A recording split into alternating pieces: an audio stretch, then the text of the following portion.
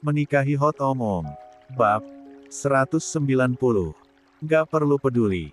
Balas Widya tidak terima. Nyatanya kamu laki-laki terjahat yang pernah aku kenal. Kamu laki-laki licik dan pecundang yang pernah aku tahu. Kamu itu juga pemerkosa. Kamu itu ham. Geram? Mahesa pun menarik tengkuk Widya dan mempertemukan bibir mereka berdua. Ia sudah tidak tahan lagi mewidyakam bibir yang terus berbicara itu. Ia sudah tidak tahan lagi menyalurkan rindu.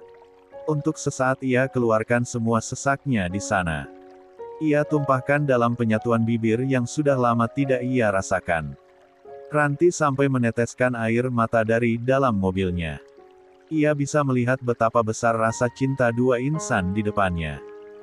Tapi besarnya rasa cinta itu sama besarnya atau mungkin bahkan lebih besar dari rasa sakit yang hadir di antara mereka.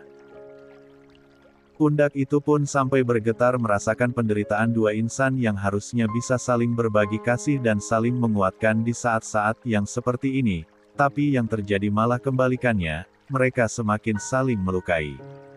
Plak! Tangan Widya kembali melayang di permukaan pipi Mahesa ketika ia berhasil melepaskan tautan bibir itu. Ia pun langsung berteriak kencang. Air matanya meluncur begitu saja. Brengsek! Kamu brengsek Mahesa Hans Perdana. Kamu cuma bisa ngasih luka untuk aku. Kenapa aku harus ketemu laki-laki sebajingan kamu? Kenapa? Ia hampir saja terlena. Ia hampir terbawa arus oleh bujuk rayu dalam hatinya yang menyeru butuh. Ia hampir saja membawa dirinya dalam kebodohan lagi. Kakinya kemudian melangkah cepat meninggalkan Mahesa. Menghentikan taksi yang melintas lalu masuk ke dalam sana. Jembatan. Itu bukannya perempuan yang viral beberapa bulan yang lalu di medsos. Viral yang mana satu, Oneng? Yang lagi viral di medsos itu banyak. Bejibun. Yaelah. Yang mukulin ibu-ibu kayak orang gila sampai babak belur. Videonya gue sempat lihat. Tapi dah ngilang dari peredaran. Iya, lagi. Kok bisa keliaran ya? Enggak di penjara emang. Parah loh dia nganiaya orang. Dengar-dengar orang kaya. Ya nggak heran lah. Biasalah. Duit bisa bikin lo lakuin apa aja. Bahkan matiin orang sekalipun. Sungguh, dalam langkahnya, Widya mendengar cibiran-cibiran tentang dirinya. Ternyata, ia sudah seterkenal itu karena penyerangan yang dilakukannya pada Rahmita. Ia bahkan sama sekali tidak tahu karena dilarang mengakses media sosial untuk sementara waktu oleh keluarganya. Ternyata ini alasannya. Mungkin ayah, ibu, dan kakaknya tidak ingin ia memikirkan sesuatu yang tidak perlu. Juga dirinya yang dilarang untuk keluar tanpa izin. Dan kini, dia bahkan berada di jalanan dengan keadaan yang memprihatinkan. Pakaiannya sudah kering di badan. Wajah cantiknya menampilkan rona pucat. Jangan lupakan rambut panjangnya yang juga sudah tidak tertata rapi. Kini, ia berdiri menghadap hamparan sungai tepat di pembatas pagar besi. Kedua lengannya tersampir di sana, menatap kosong pemandangan yang temaram. Dia kenapa kayak orang linglung di sana? Ngelamun gitu. Lihat deh, kayak orang yang gak punya semangat hidup. Mau bunuh diri kali. Gimana nih? Kita deketin gak? Kok gue jadi takut? Jangan-jangan. Nanti lo dikira mau ganggu dia. Kalau nanti kita diamuk gimana? Serem lo dia ngehajar orang sampai cedera gitu. Kalau dilihat dari mukanya kayaknya lagi banyak masalah. Ya udah, kita awasin aja dari sini. Lagian, malam-malam ngapain dia di jembatan kayak gini sendirian? Mau nongkrong kayak kita gitu? Ya eloh. Mau ngadem lah. Mau lompat ke sungai. Kita liatin aja. Tapi bagusnya telepon tim SAR tahu apa gitu. Takutnya lompat beneran, anjir. Iya. Ayo kita telepon.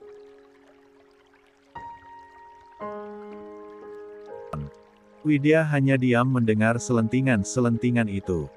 Matanya tetap menatap kosong ke depan. Angin. Malam yang menerpa dirinya sesaat menyejukkan. Ia sampai tidak sadar kalau suhu tubuhnya kini bahkan sudah meninggi. Segalanya berjejalan dalam kepalanya. Kehidupan yang ia jalani sedari kecil terulas seketika. Perlahan rasa sakit itu kembali menyeruak dari dalam dadanya. Dasar anak pembawa sial. Dasar nggak berguna. Kenapa Iyo harus lahir dari rahim gue? Kenapa lo nggak mati aja pas mais di dalam perut gue?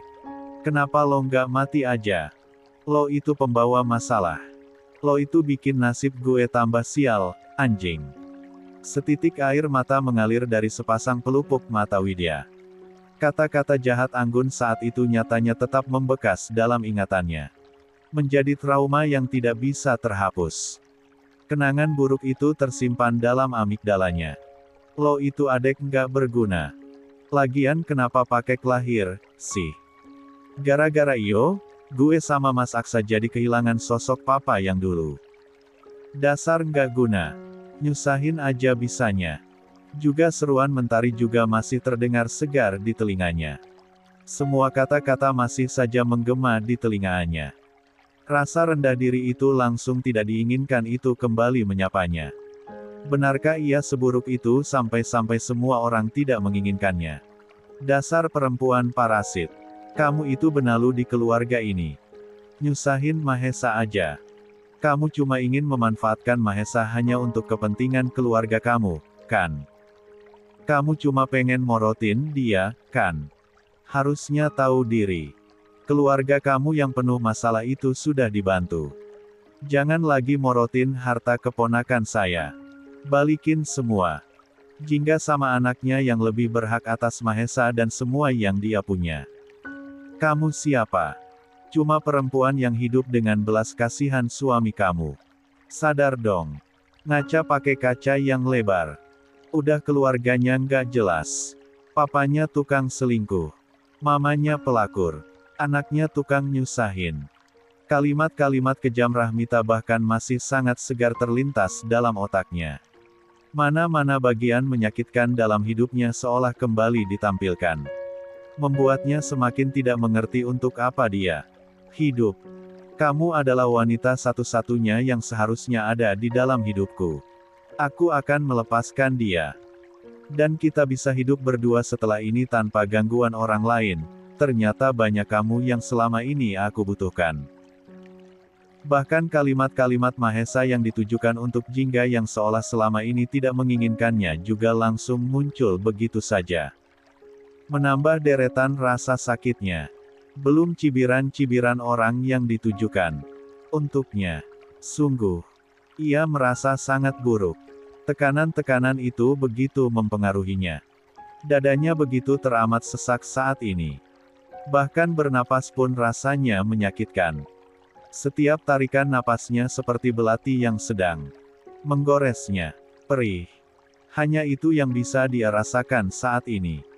Sakit, itu yang mendominasi hatinya saat ini. Buruk. Ia benar-benar merasa buruk. Seruan-seruan itu pun kembali diperdengarkan. Ajakan-ajakan menenangkan itu kembali ditawarkan. Kemarilah, akhiri saja.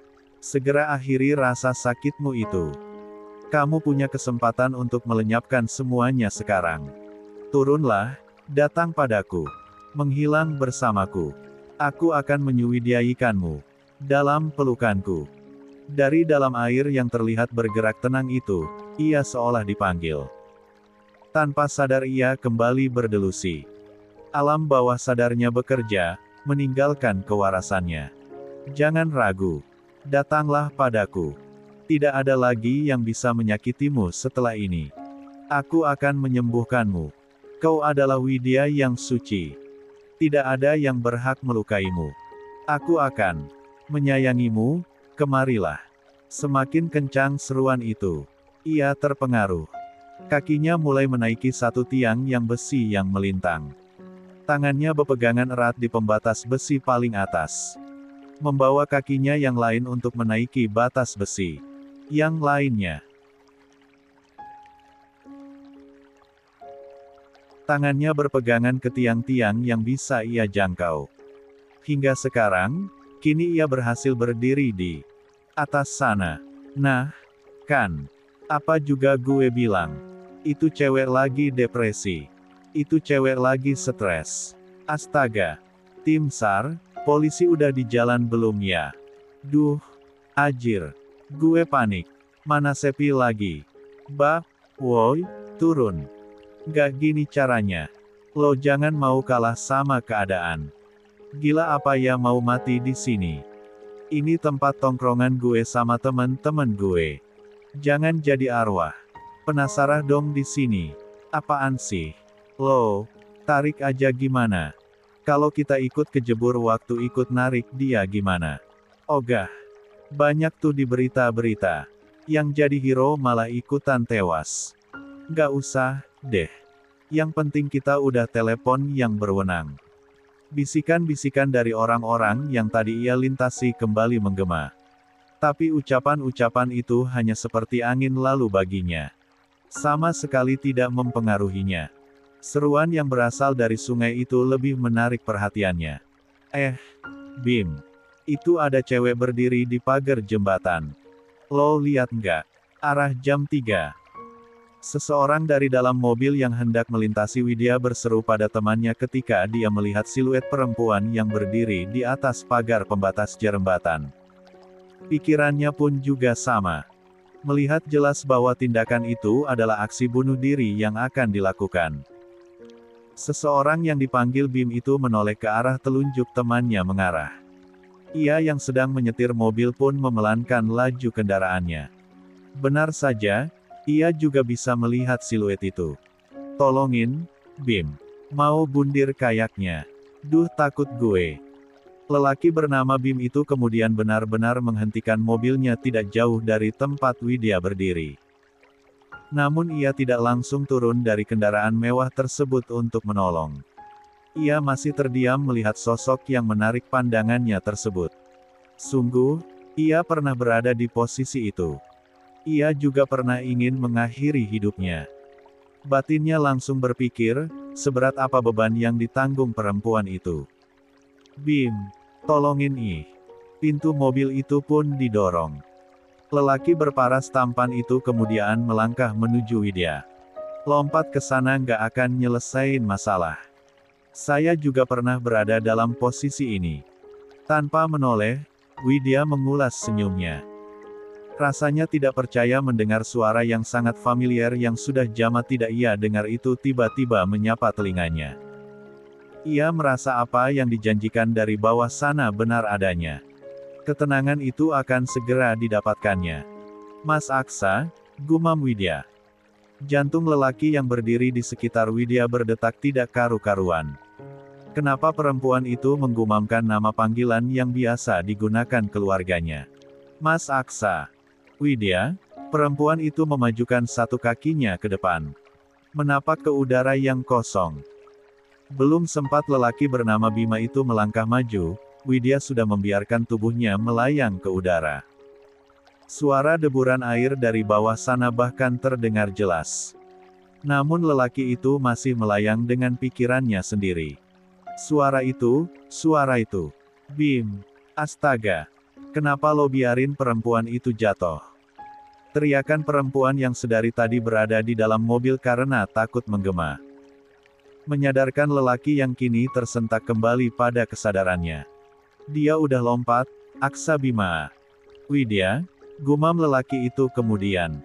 Wak, pemakaman. Mahesa. Anggi yang baru saja menerima telepon dari seseorang langsung menarik Mahesa yang baru saja selesai. Mengebumikan putrinya. Ya, Mbak.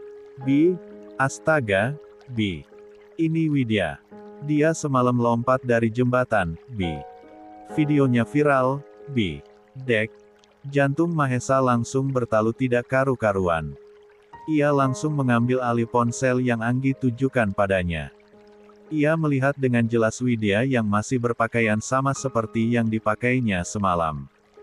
Melompat dari jembatan tinggi itu. Sungguh, ia dan Ranti sudah mengejar taksi yang dinaiki Widya. Taksi itu mengarah ke perumahan mantan istrinya tersebut. Namun mobil mereka terpisah karena kemacetan yang disebabkan oleh hujan. Ia dan kakak pertamanya itu pikir, Widya sudah sampai di rumahnya. Ternyata, sekarang di rumah sakit Raya Hospital. Ayo. 1. Rumah sakit. Setelah mengendarai mobilnya dengan begitu kencang, Mahesa sampai di rumah sakit yang ditunjukkan oleh Anggi. Setelah mencari-cari informasi, ia langsung berlari menuju ruang ICU yang ditunjukkan oleh perawat. Di lorong ruang rawat khusus itu, ia bisa melihat Anggun yang sedang menangis terseduh-seduh. Ia menunggu. Dokter yang sedang memeriksa Widya keluar dari ruangan intensif itu. "Gimana, dokter? Gimana keadaan putri saya? Udah lewat dari masa kritis, Bu. Untung saja Tuhan masih menolongnya. Juga 3 bayi dalam kandungannya, syukurlah selamat." Anggun langsung tertegun mendengar kata bayi dalam kandungan Widya. Jantungnya langsung bertalu. Tidak tenang. Bayi, dok?" Tanya Anggun gagap. Ia masih tidak mengerti. "Maksud dokter?" "Iya, Bu. Putri ibu sedang mengandung sekarang. 14 minggu. Kembar 3. Jenis kelaminnya juga udah kelihatan kok. 2 laki-laki. 1 perempuan. Semoga Mbak Widyanya cepat sadar." "Ya, Bu." Sungguh, keterangan dokter yang baru saja disampaikan pada Anggun itu juga bisa ditangkap dengan jelas oleh Mahesa.